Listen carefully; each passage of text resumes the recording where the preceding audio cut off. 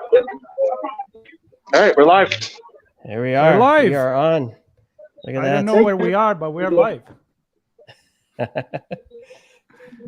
We see, So that was Bryson. Jenny, the director of CISA, who completed a tour of ICS Village with. She's Nice. probably everybody is looking for a selfie with her. I'm sure I've seen a ton on social media.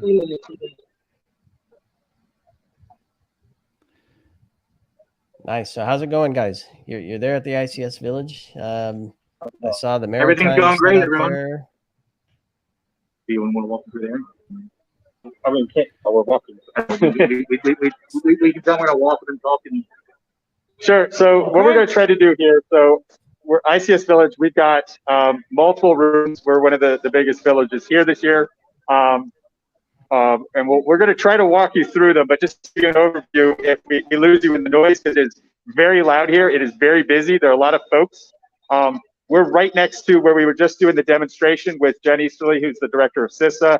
And then earlier before her, we had Chris Inglis, who's the National Cybersecurity Director at the White House, stop by. And so what we have right here is the world debut of the CISA escape room. So you've ever played escape rooms with your family, we have one here built around different challenges with control system. And it's a lot of fun.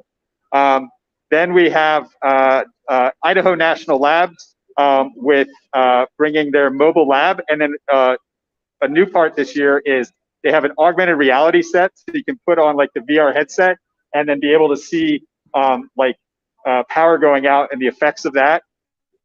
Then we have a collaboration with Navy and Fathom. That is where we are doing a lot of the maritime stuff. A lot of folks are like, well, where does maritime tie into industrial control systems? You start thinking about ports, and then a lot of the devices that control ships on the water are industrial control systems. We have our own talk track full of all sorts of talks and speakers for the next 3 days. And then finally, we have Defense Digital Systems, where they're doing a demonstration on microgrids, because the Department of Defense is concerned about global warming and that instability, as well as a challenge with being able to put soldiers and folks in different places. And so we have a whole setup there for that. You want to Very add? cool. A lot of people, a lot of activity going on. And Bryson, let's know what's going on in the escape room in the air. All right, we're going to try to show you the escape room, and hopefully it's not too loud. Bryson, right. we'll give you full control. So if it's noisy, you decide. You drive. We'd love to give you the pilot control. Mary Galloway. Hi. Hey guys. My friends. Mary. Mary. So Mary's already done the escape room. How was it? Awesome. Fantastic. Worth it. You survived. What did you learn? Like, what kinds of things were in it? Lots of stuff. Phones and codes and flowers and books and all kind of cool stuff. Yeah. It's definitely worth the time. Can you show something here? Sure. Let's go do this. We're gonna use that. Which one do you want to do? This one? Yeah, we use some of this stuff right here. Just figure it out in the box. They can't hear me. Hi. Oh, let's show the flowers. Okay. Use the flowers. And this box here and books, like all kind of cool stuff. It's a traditional and different. How did that come through? We're picking up most of it. It's a little the connection's a little spotty, but we're talking quietly. Sorry to hear. So now we're going to go over and check out our national labs. You can see it.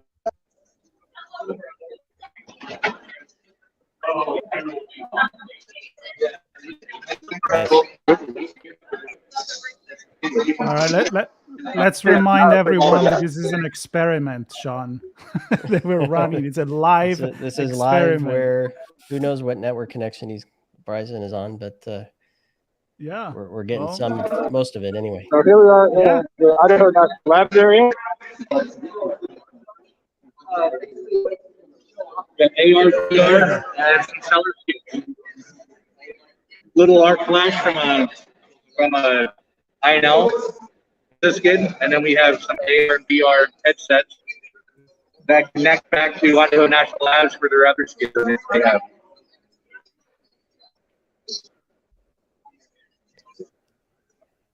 Love it. And so what's that station doing, Bryson? What was that? What's that station doing there? I'm sorry, I can't hear you.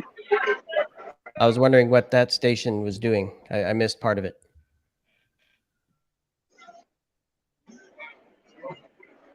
So we're coming into a CTF, so you can see we got a bunch of players here.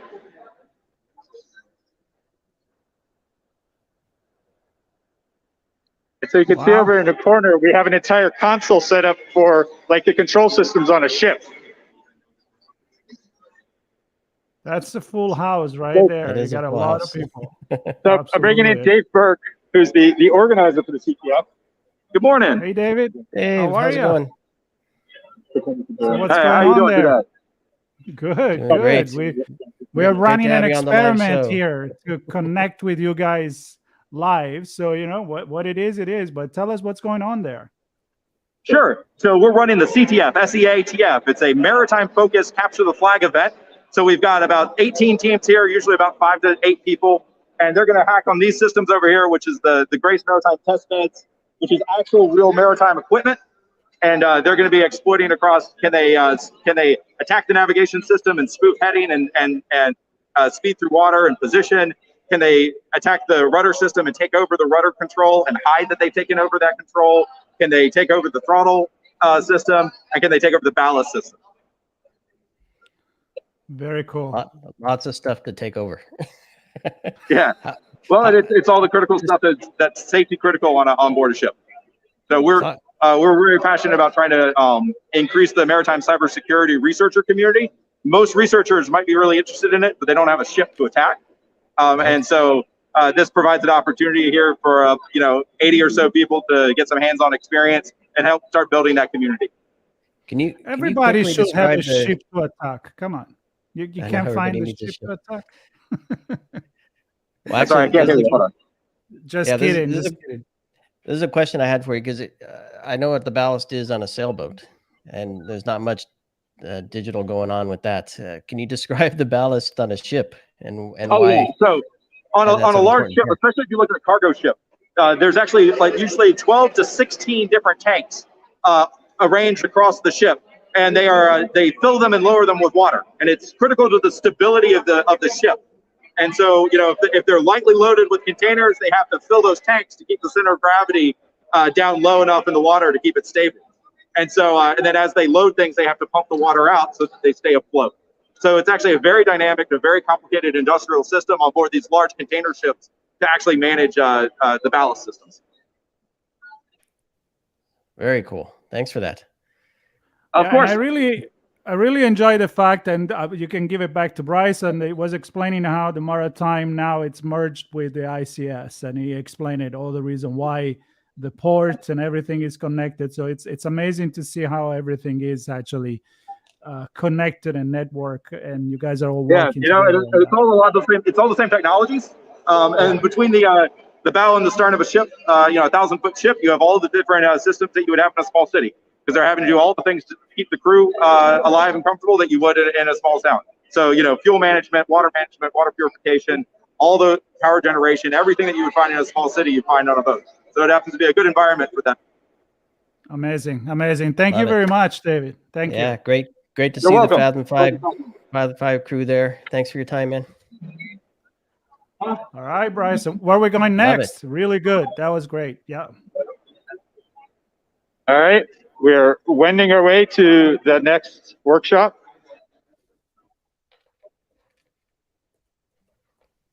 You guys have tons of space there. It's exciting to see. You have the entire hotel for yourself. Yeah, the hallways here are very small, so it's incredibly hard to walk between. It's like you're just a lot more people than they can fit. Yep. So Shoulder to shoulder. a great amount of people there. More than what Yeah. you expected this year? Considering how many folks there were going to the workshop. Yeah. So we're gonna just here. You can see the track real quick. So this is our speaker track. Very cool. Nice one. Oh man, I want to be there. Right. Sean, this is painful.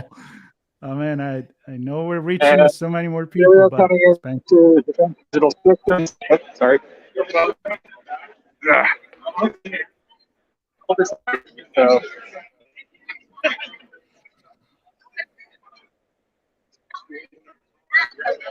So DDS, what is DDS, Bryson? yeah, defense digital systems. They're kind of the cool part of DoD where they do a lot of quick reaction development. So Look at that. A mini wind farm there. Is that what that is?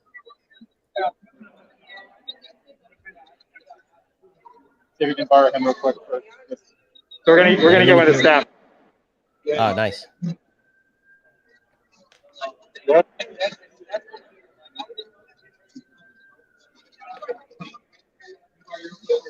We got a live stream going. Sure. All right. I love Introduce this yourself. marker. There we are. It's gonna be hard to hear them, so mostly you're just gonna have to just talk about what you're doing, like they can't hear you. Okay.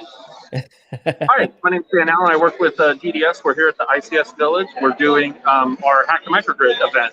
And so one of the things that we wanted to get people aware of is weather forecasts that are kind of an obscure niche thing that would impact a wind turbine and a solar farm as you use the weather forecast, consume it as an input to optimize your efficiency for energy production. And so we're having participants here at DEF CON implement or change weather forecasts, like poison the well is the phrase that we're calling it. And so that they could see and experience effects negatively on how that might impact microgrid. Can you explain? Yeah. So here we've got like our kind of our information technology. This is the like where the weather forecast would come from in the internet sense. And then we move into our implementation of the microgrid. This would be like where Modbus kind of controllers come over the ICS SCADA realm. But we've got a forward deployed Army installation here. People are playing with the weather and manipulating it. But we've got like an airfield control tower. We've got our solar panels. We've got our wind turbine that is capturing energy right now. And this is all like a positive feedback loop for the participants. I love it. Very cool, Bryson. Yeah. And how realistic is that setup? I saw a few wires connecting things.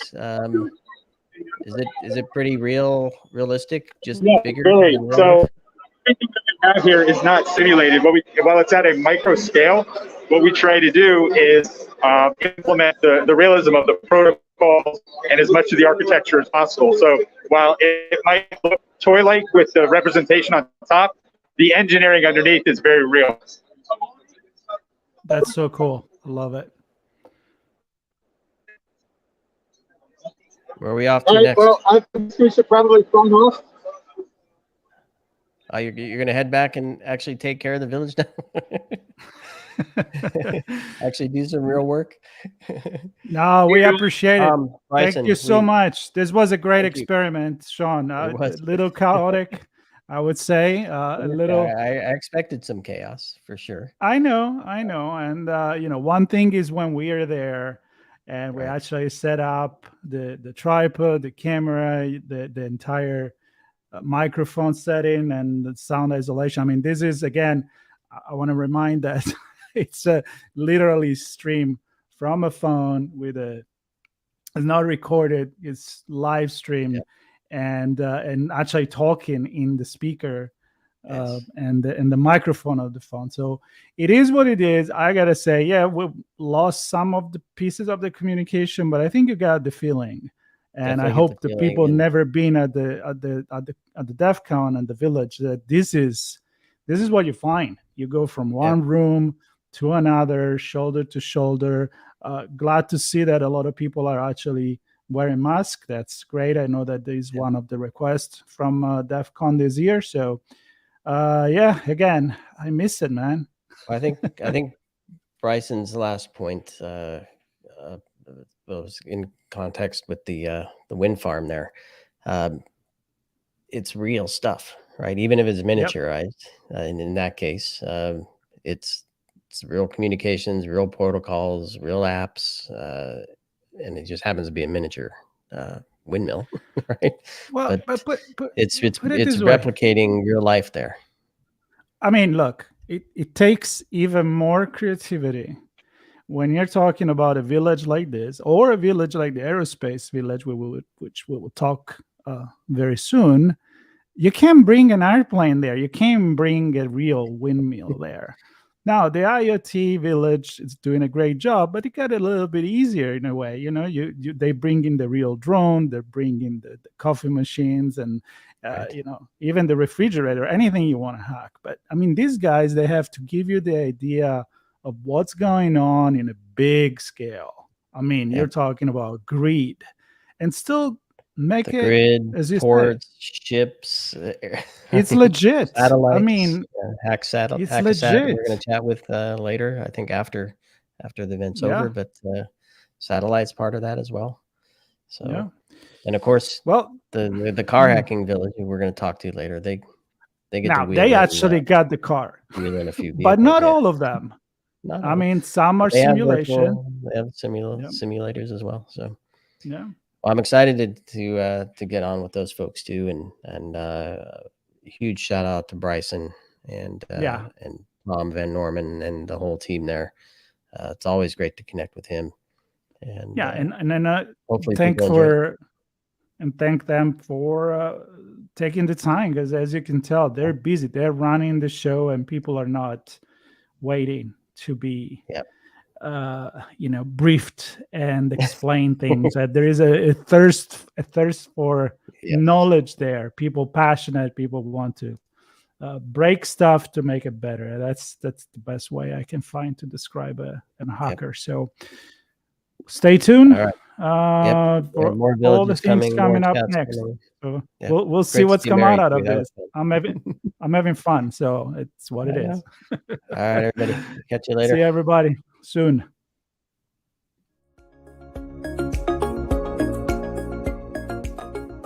We hope you enjoyed this episode of our On Location Conversation. If you learned something new and this podcast made you think, then share ITSPmagazine.com with your friends, family, and colleagues. If you represent a company and wish to associate your brand with our conversations, sponsor one or more of our podcast channels. We hope you will come back for more stories and follow us on our journey. You can always find us at the intersection of technology, cybersecurity, and society.